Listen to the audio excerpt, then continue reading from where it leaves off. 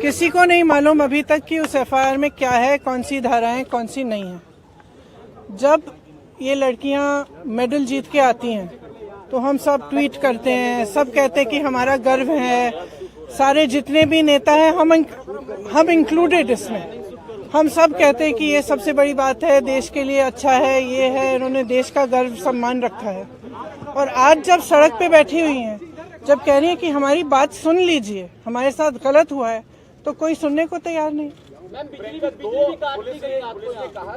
मैंने आपसे, आप बार बार यही कह रहे हैं, मैंने आपसे कहा ना, अगर एफआईआर दर्ज हुए हैं तो कम से कम इनको दिखाना चाहिए कि क्या है, कॉपी देनी चाहिए। देखिए सीधी सी बात है, इतने जो सीरियस एलिगेशंस हैं इस शख्स के बारे में, तो पहले रिजाइन तो करें, उनको पद से तो हटाएं। जब तक पद पे हैं तब तक प्रेशर डालते रहेंगे, तब तक करियर बर्बाद करते रहेंगे लोग। इन्वेस्टिगेशन चल रहा है, इसका मतलब क्या है?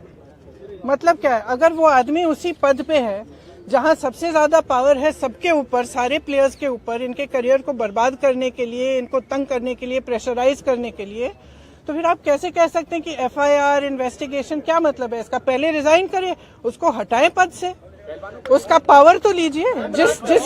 जिस पावर, जिस सत्ता ने उसको इनेबल किया है कि वो ये सब करे, पर पहले वो तो हटाइए। पार्टी के सिटिंग एमपी हैं और इस वजह से भी कार्रवाई में देरी हुई है। देखिए, जो मैं सुन रही हूँ, जो मुझे बताया गया है, और मैं पूरी तरह से बिलीव करती हूँ, क्योंकि ये लड़कियां जो हैं इतनी मेहनत करती हैं, इतनी ट्रेनिंग के लिए, इतने शोषण इनको देखने पड़ते हैं, इतना करना पड़ता है एज इट इज, अपनी फैमिलीज के लिए, परिवार के लिए, देश के लिए, प्रदेश के लिए इतना कर रही हैं, तो कुछ कह रही हैं कि इनके साथ, और एक नहीं कह रही है, बहुत सारी ऐसी लड़कियां हैं जिनके साथ ये सब हुआ है। तो मैं समझना चाहती हूँ, एक्चुअली मैं समझना चाहती हूँ कि सरकार इनको बचा क्यों रही है। प्रधानमंत्री से मेरी कोई उम्मीद नहीं है, क्योंकि अगर प्रधानमंत्री जी को इतनी भी परवाह होती तो कम से कम बात तो करते, बुला तो लेते। फिर से जब आपने मेडल लेके आए तो आपने बुलाया ना, घर चाय पिलाई, तो बुलाइए, बात करिए। बच्चियां हैं, बच्चे, हम सबकी बच्चियां हैं। और मतलब, और क्या कह रही, ये कह रही है ना कि हमारी 2024 का इलेक्शन है। अब भगवान जाने, मैं आपसे पूछ रही हूँ कि भाई इस आदमी को बचाने के लिए इतना सारा क्यों किया जा रहा है, जब इतनी सारी लड़कियां जिन्होंने देश के लिए इतना किया है, अपने परिवारों के लिए किया है, प्रदेश के लिए किया है, देश के लिए किया है, और इतना मतलब पर्सनल संघर्ष है इनका, आप देख सकते हैं, इन्होंने इतना किया है और आप उसको बचा रहे हैं। भाई इनको बचाओ ना। हमारे देश के बारे में ये क्या कहता है अगर हम अपने बच्चियों को नहीं बचा सकते?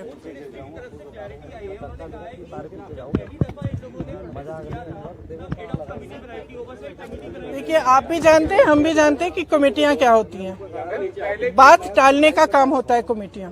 हम कमेटी बना रहे हैं, आप कमेटी के साथ बात कर लो आप, और फिर बात खत्म। यही चाहती है ना सरकार।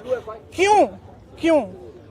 चाहे आप उत्तर प्रदेश के एक गांव में देखिए, चाहे कहीं पे भी देखिए, जब महिला का शोषण होता है तो सरकार मौन हो जाती है, चुप हो जाती है। उस बेचारी महिला को हर जगह जाकर एफआईआर दर्ज नहीं होता, एफआईआर दर्ज होता है तो उसकी कॉपी नहीं मिलती। ये कोई नई कहानी नहीं है, लेकिन इन लड़कियों में इतना दम है, इतना आत्मविश्वास है और इतनी करेज है, ब्रेवरी है कि ये लोग खड़े हैं और कह रहे हैं कि हम ये होने नहीं देंगे।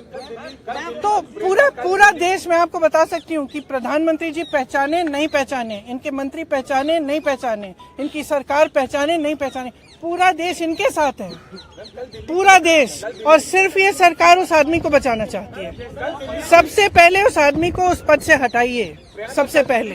कहा कि इस मामले में कई लूपहोल हैं और राजनीति भी है। ये तो सब देखिए, जैसे ही महिला खड़ी होती है सारे लूपहोल निकल जाते हैं, तमाम ऐसी अफवाहें फैलाई जाती हैं, उस महिला को भी के बारे में भी उल्टी सीधी चीजें कही जाती है, हमेशा आपने देखा है।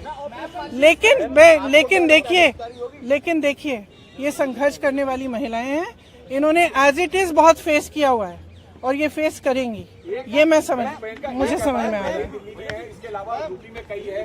आपने तो बहुत पूछ लिया। मैम, ऑपरेशन शीश महल में टाइम्स नाउ ने दिखाया कि अरविंद केजरीवाल ने अपने घर में 44 करोड़ उन्होंने खर्च किया सिर्फ टिकट डिजाइनिंग। देखिए, आपको पॉलिटिसाइज करना है ये सब, नहीं तो मैं चली जाती हूँ, क्योंकि इसीलिए मैं, यही तो बात है। तो एक्शन तो तब होगा जब पब्लिक प्रेशर आएगा। फ्रैंकली आज ये स्थिति है कि पब्लिक इनके साथ है, पब्लिक प्रेशर डाले। मैं इस देश की हर एक महिला को, हर एक लड़की को कहना चाहती हूँ, ये लड़कियां अकेली खड़ी हैं यहाँ, आप इनके साथ खड़े हो और इनकी आवाज को आप बुलंद करो, क्योंकि जब तक आप खड़ी नहीं होंगी तब तक कोई एक्शन नहीं होगा। इस मामले को निपटने की कोशिश होगी, उसके बाद कुछ नहीं होगा। तो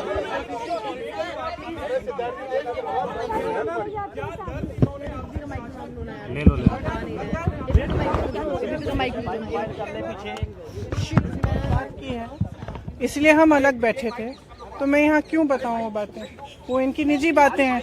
लेकिन मैं इतना बताना चाहती हूँ कि मुझे इन पर बहुत गर्व है कि ये आज इस चीज़ को लेकर खड़े हुए हैं और इसमें कोई पॉलिटिकल बात नहीं है।